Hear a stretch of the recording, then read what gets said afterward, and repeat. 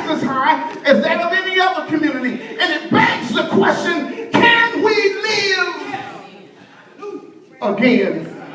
We can't run away from the ugliness of our situation. We must face it head on if we're ever going to make a difference.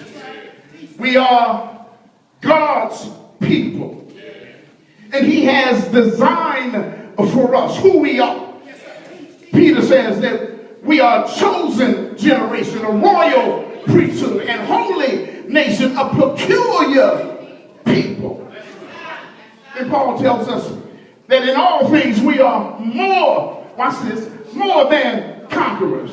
You see, it's not enough in the work of the Lord to simply be a conqueror. You have to be more than a conqueror, because a conqueror only conquers one time. But to be more than a conqueror, no matter how many battles you come up against, you're able to conquer. Then Matthew tells us that we are the light of the world. A city set upon a hill that cannot be hid. So in spite of how bad it looks, when we look at the truth of where we really are, God asked this question, and when God asked us this question, I believe that the answer can we live again is a resounding yes, because God has a way of turning things around. God has a way of making dead things come to life. Even when it doesn't look good, God is working it out for our good. So in this text, I told you I was going to get there, we see hopelessness.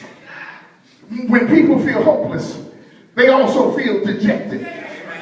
And they feel demoralized and despondent and even desperate. Their future seems to be dark and dim, offering them little light of hope at all.